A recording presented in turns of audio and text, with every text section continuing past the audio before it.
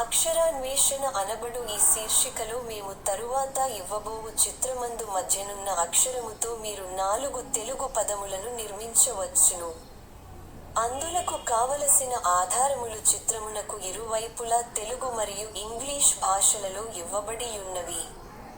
ఆ ఆధారముల సహాయముతో ఉండవలసిన ఆ అక్షరములేమిటో మధ్యనున్న అక్షరము చుట్టూ నున్న 4 ఖాళీ గళ్లలో 1 నిముషములోగా నింపండి.